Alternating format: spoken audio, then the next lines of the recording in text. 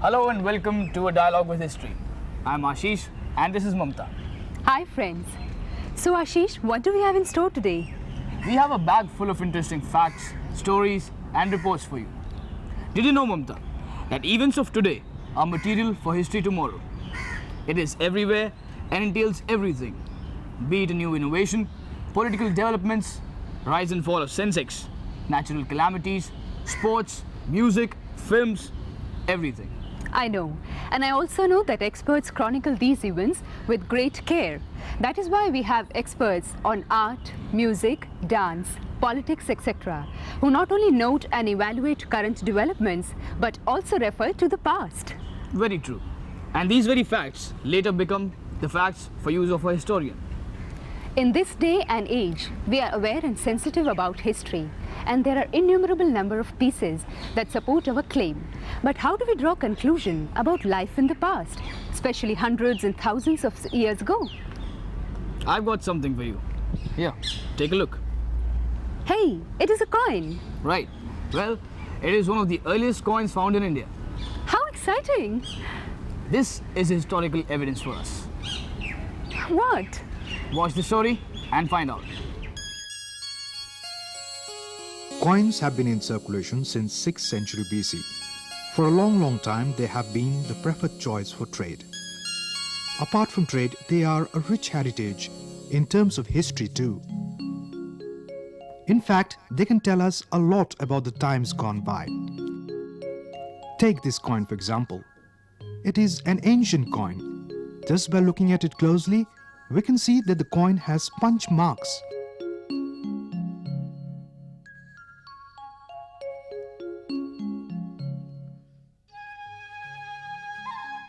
These marks tell us a lot about the technology that was used in those days. Punch marking was a less sophisticated technology used almost all over the ancient world.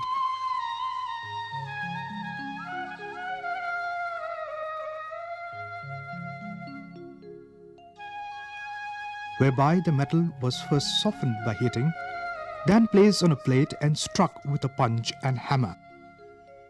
Further, these coins were unifaced, that means they were impressed only on one side. Why did they do that? That we would never know for sure, but it is generally believed that the coins were issued by a royal authority who may have had symbols used as punch marks, also symbols of their kingdom. The fact that they were unifaced may have been because of the lack of requirement of punching both sides of the coin in that day and age.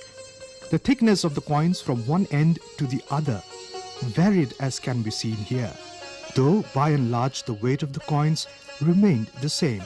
This further provides us information about the technologies and metallurgical procedures that were used then. Interestingly, on the side that was impressed, most coins had as many as 1 to 6 punch marks per coin. These punch marks often depicted the flora and the fauna of a particular area, as can be seen clearly in these coins. These gives us a great deal of insight into the kind of flora and fauna found in that day and age and their importance to the ancient man.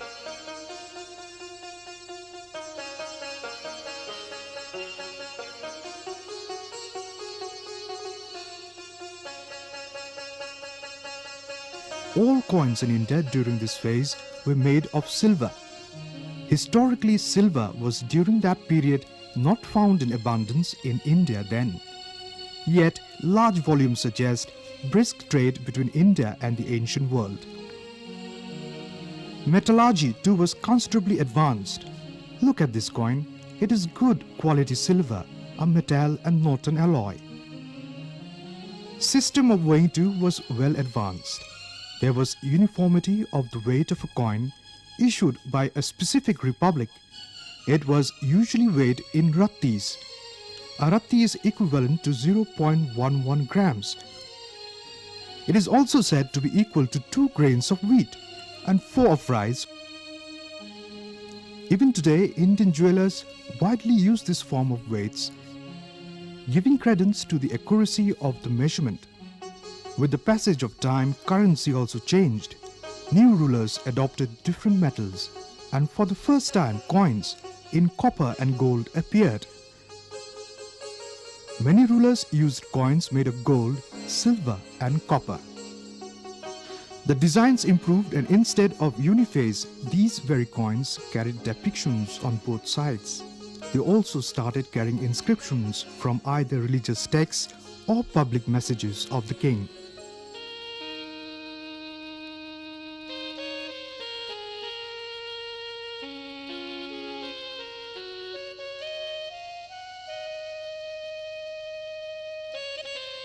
So the study of coins, known as numismatics, is a very important component of history. It helps us in understanding and reconstructing it. It is instrumental in according to chronology to events and rulers, and usually evolution of coins and its technology can directly be linked to chronological rule of dynasties of kings. Coins help us understand the economy in that day and age. They also help us in understanding evolution of related technology such as metallurgy, weights and measures, etc.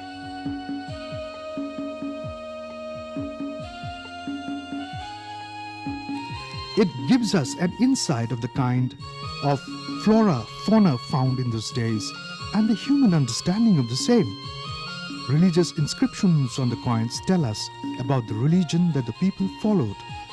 The language used tells us about ancient scripts. The location of the coins tell us a lot about the physical boundaries of a princely state, along with the volumes of trade prevalent between states, principalities and countries. Finally, they are excellent pieces of evidence to judge and compare one civilization from the other and evaluate the indigenous growth of the civilization in question.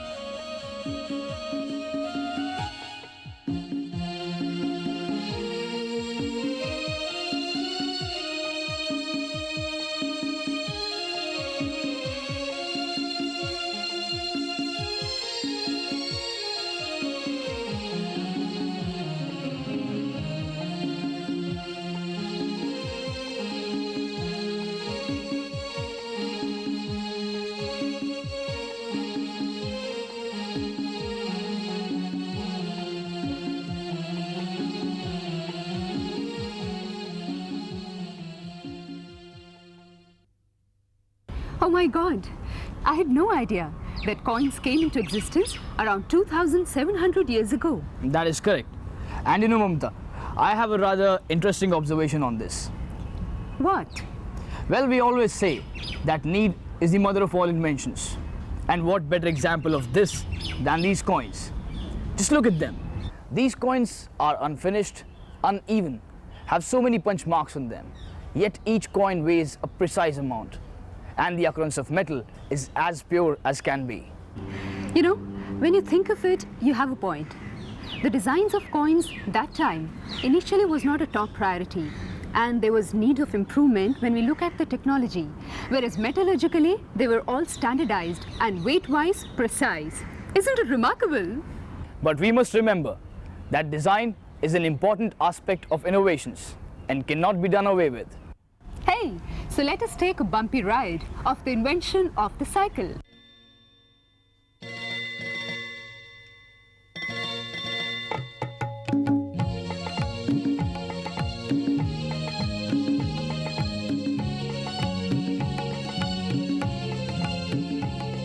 Today, the bicycle is one of the primary transportation of the human race.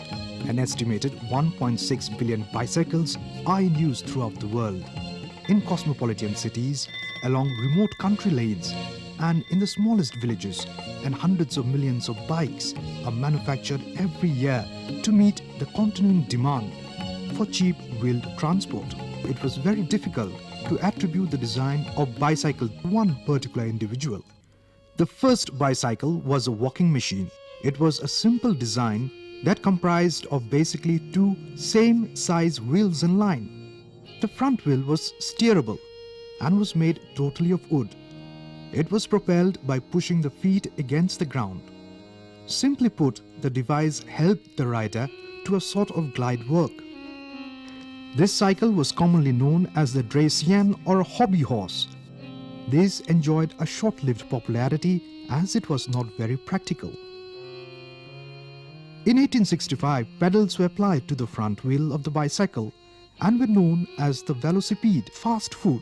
The ride was so bumpy that it earned the nickname Bone Shaker. This too was made entirely of wood, though later metal tires were used. These combination too made the ride rather uncomfortable and was used as a hobby and died as another fad. In 1870, the first all-metal machine appeared. The pedals were still attached directly to the front wheel with no freewheeling mechanism. Solid rubber tires and the long spokes of the large front wheel provided a much smoother ride than its predecessor. The front wheels became larger and larger as makers realized that the larger the wheel, the further you could travel with one rotation of the pedals. You would purchase a wheel as large as your leg length would allow. This machine was the first one to be called a bicycle. These bicycles enjoyed a great popularity among young men of means, with the heyday being the decade of the 1880s. But this design too had its set of faults. The rider was seated so high above the center of gravity that if the front wheel was stopped by a stone or rut in the road, the rider was dropped unceremoniously on his head. Thus the term taking a header came into being. By the next 2 to 3 decades, many mechanical innovations were made, such as rack and pinion steering, brakes, etc. With improvement in metallurgy, small and light chains of sprockets came into being, and the design of the bicycle returned to the original configuration of 2 same-size wheels. The bicycle still had the hard rubber tires, and in the absence of the long shock-absorbing spokes, the ride they provided was much more uncomfortable than any of the high-wheel designs. The pneumatic tire was first applied to the bicycle by an Irish veterinarian who was trying to give his young son a more comfortable ride on his tricycle. His inventive young doctor's name was Dunlop. Sound familiar? Now, that comfort and safety could be had in the same package. Its popularity shot up dramatically, challenging manufacturers to find cheaper and cost-effective methods of manufacturing the bicycle. This was the beginning of the modern bicycle. Though innovations and improvements in design happen all the time, this bicycle was the closest to the current lot of bicycles that we ride without a care.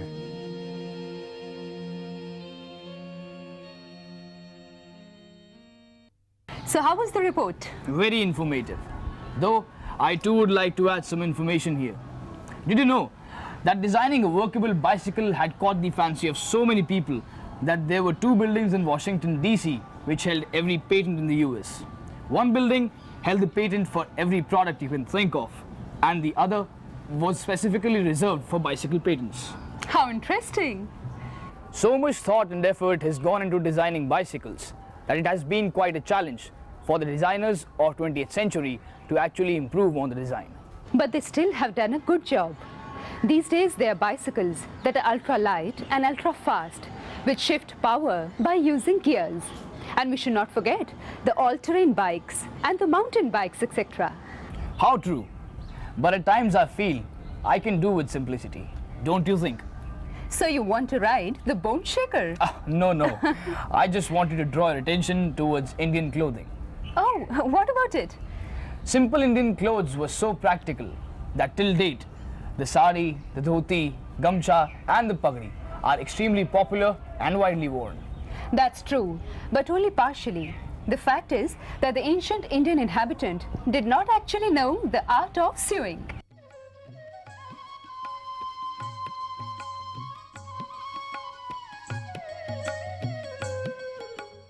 The result showed on the clothes. The clothes worn by men were usually dhotis, chadar, pagri, animal skin in extreme cold conditions, etc. Let us now see how saris, dhotis and turbans, pagris were adorned in that day and age. The use of pagri was of great importance in the hot Indian climatic conditions. It helped keep the head cool and avoid direct sun rays. Some of the pagris later became such elaborate affairs that you actually needed a specialist to tie one. The whole trick was in pleating and knotting the garment. Interestingly, it was so comfortable that till date slightly modified versions of the same are used.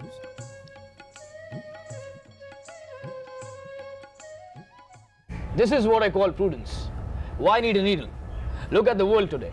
People are crazy about clothes. Hey, I suggest, learn from history. I agree. Clothes in India, owing to oppressive heat most of the year, were practical and comfortable. But it was not always all about simplicity. So what are we getting at? I wanted to talk about masks. Interesting. Did you know that masks have been used in India in religious ceremonies, in fairs, festivals, songs and dances, and also to scare away animals? And not to forget toys. Till date, children use masks of Hanuman and Ravan during the Shera. Really? And did you know that masks have been used by the prehistoric man also? Really? Yeah. Speaking in terms of centuries and passage of time, there is evidence to prove that prehistoric man used masks 40,000 to 50,000 years ago. This fact is too incredulous for me to believe. If you don't believe this, then watch this. Masks have been used throughout history on ceremonial occasions, during religious ceremonies, merrymaking, storytelling as toys in music, dance and drama. They are made of all possible materials such as wood, bamboo, plastic, terracotta, paper, clay, etc. They form an intricate web of living heritage of India and are used in different cultures and societies throughout India. Social scientists often attribute the use of masks as a need of a common man to search oneself and to find out its reflective imaginations. It is also believed to be used to enact or become someone else and sometimes disguise oneself. It was in this process that man discovered the mask, an idea that codified scores of disguises which were miles away from the actual self but very close to the mind. Masks are one of the oldest traditions the world over.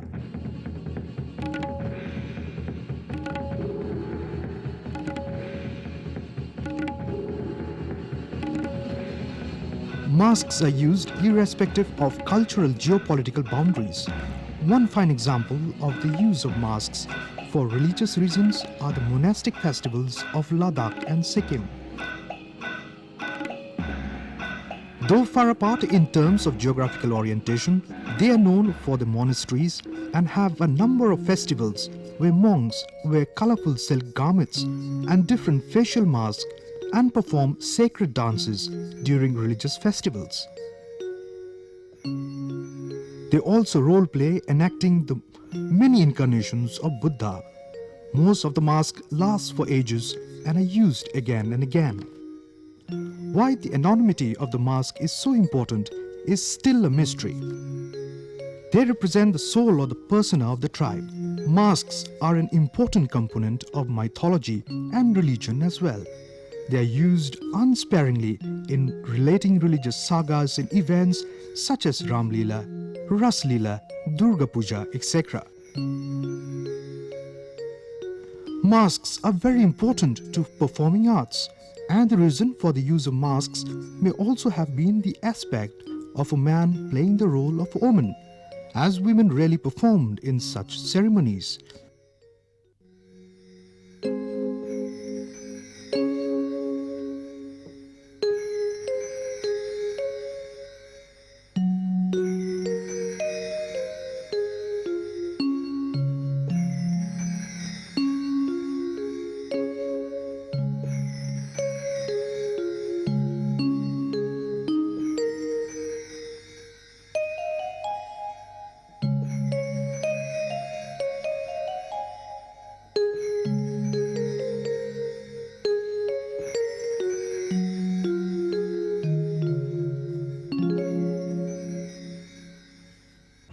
So the next time you buy a simple mask of Hanuman or Ravan, remember to spare a thought to the history behind it.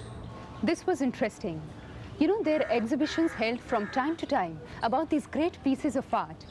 You can have a trip down to the Crafts Museum and the National Museum to have a great insight about the living heritage of masks of India. So that is all we have time for. Write to us at Tarang, post bag number 40, Horse Cars, New Delhi, 110016. Until next time, it's goodbye.